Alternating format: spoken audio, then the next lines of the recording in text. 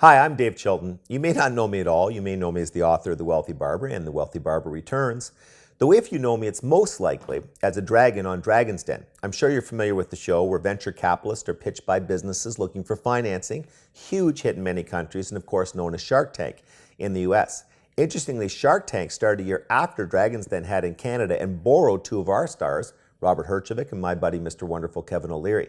The business backgrounds of the Dragons and Sharks are pretty much what you would expect. Their initial fortunes came from traditionally lucrative and dynamic businesses: internet security, one of the first online dating sites, wealth management, clothing lines, real estate, oil patch financing, and of course, Mark Cuban's home run with the sale of broadcast.com. My success, not the billions of Mark Cuban admittedly, on the other hand, came from the most unusual of ways, through an industry not known for producing profits, much less fortunes: self-publishing. Working from a tiny office with a team of only two most of the time, the amazing Marine is over there, with only three more at peak employment, we've sold well over 5 million books. That total doesn't even count ebooks. That's just physical books. We brought in tens and tens and tens and tens of millions of dollars in revenue from book sales, high margin revenue. Plus, we spun the book successes into calendars, 4 million sold, greeting cards with Hallmark, TV shows on PBS and Food Network, heck, even frozen food, you name it. The whole experience has been a little hard to believe because, frankly, I'm not that sharp, as my son, who's producing these videos, will happily testify. My parents are still shocked to this day. So, how did we do it? How do we continue to do it? What can you learn from our efforts, including our many failures and dumb ideas, to help you sell more nonfiction books or children's books or cookbooks? Well, that's what this series of videos is all about, answering those questions. Though I really do want to help writers and publishers, I will concede there's also a very selfish reason that I'm doing these videos. I don't want to give any more one-on-one advice to writers and publishers. It's truly nuts here.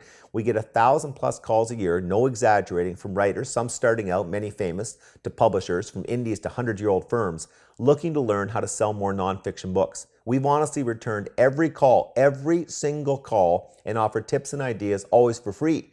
But I just can't do it anymore. It's overwhelming us. I'm nice, but come on. So I thought these videos would be the most efficient way of getting our very unique approach to book marketing out there. It's that simple. We have nothing more to sell you, no more videos, no books, no courses, no consulting. We may be the only business ever who truly never wants to hear from its clients again. In fact, the phone number at the end of this video isn't really mine. It's some poor woman's from Reno, Nevada. I'm not making a penny off this initiative. Not a penny. Sad. But I'm not doing this for the money. My son, whose company's fronting the production and marketing costs, hey, he has to charge a little something. He's not as generous as his father. His mother's influence, no doubt. As you know, there's already a lot of great info out there on how to sell more copies of your book, physical or ebook. Giants in the book marketing industry like John Kremer, Brian Judd, Judith Applebaum are still going strong and doing a fantastic job. And now beyond Judith and the gang, a new generation of experts and consultants has many stars. Peter Bowerman, really enjoyed his fine book, The Well-Fed Self-Publisher. Rob Eager at Wildfire Marketing, love his stuff. Petty Sansevieri, Joel Friedlander, Betty Kelly Sargent, the great Jane Friedman, Joanna Penn, Steve Harrison and his team. These are top drawer marketing minds, no question. And there are lots of others with excellent books and services that we'll talk about later. Resources you should use, resources you almost must use. So, given all those amazing people out there with established track records of offering excellent advice, why this series? What's new? What's different? Honestly, an incredible amount.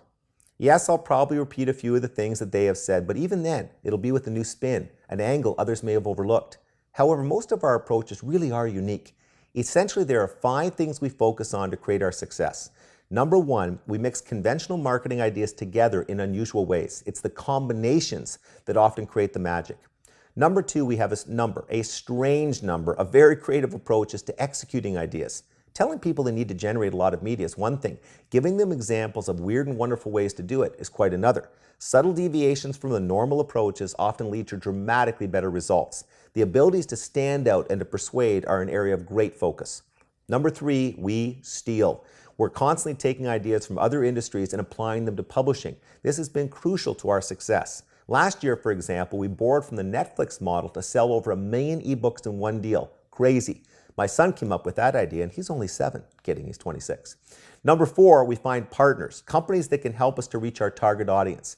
We're honestly a humble group, well, a group of 2, but we'll make an exception here and toot our own horn on what we've been able to do in this area. We put together joint ventures with Coke. Our books have been on Diet Coke cases, Nabisco, Microsoft, NCR, Pizza Hut, Wells Fargo, Motorola, etc. And on a super positive note, it's so much easier to find partners nowadays with all the new social media platforms and content marketing out there. Just the things that are possible with e-excerpts alone keep me up at night with excitement. Corporate sales and partnerships are an incredibly fun and lucrative part of the business, yet few writers and publishers even explore them. They often think these deals are impossible to pull off. Couldn't be further from the truth. We've guided skeptical authors who have called our office for help to major deals with companies from American Express to IBM. Number 5 and last, we play the numbers game. We try a ton of things, and I mean a ton. Sure, many fail, but even those efforts often introduce us to a future ally or teach us a valuable lesson. If you're looking for 10 surefire marketing ideas that work each and every time, hey, so are we. If you find them, send them on. Sounds funny, but failure is a big part of book marketing success. One other important note about this video's value, we think a lot of the conventional wisdom around putting together a book, from seemingly little things like the dedication and acknowledgement pages to clearly big things like the cover design and approach to editing, is often far from wise. I think you're really going to like our thoughts on that subject. To that end, it's interesting. I've had the pleasure of speaking to the Simon & Schuster executives and marketing team. Reader's Digest Books division has flown me into New York. Recently, I gave a speech about our model to the Random House elite, and surprisingly, they all love the section where I criticize how they put their nonfiction books together. That's weird. If nothing else, I guarantee you that part will make you challenge some long-held assumptions. Going back to the point about mixing creative marketing ideas and our unusual methods of executing them, a few years ago I was on a panel in Chicago at a publishing symposium around book marketing. Unbeknownst to me, one of the top executives at the world's second biggest publisher was in attendance. A month later, he called saying he was going to be in Toronto and wanted to stop by our office and see the war room approach to marketing I had described in Chicago. It's hard to convey his reaction to that visit. Instead of staying the intended 5 minutes, he stayed 2 hours. He took 100 pictures and asked even more questions. I walked him through our rather unusual methods, offering many examples. We had all of our walls in an office that was about 18 by 15, no windows, covered in index cards. There had to be at least 1,000 of them, some for media leads, a different section for special sales leads, and another for distribution leads, etc. This sounds a bit corny, but to this day, we are still proud of his reaction. He said, "I've been in the publishing business for 30 years, covering all roles, and I've never seen anything like this. You have more marketing initiatives underway for your one book than we do for our entire fall line." Now, if you're hearing that and thinking, I don't have time for that, or did you have to create a well-known brand before you could pursue all those opportunities, or does your book have to have mass appeal?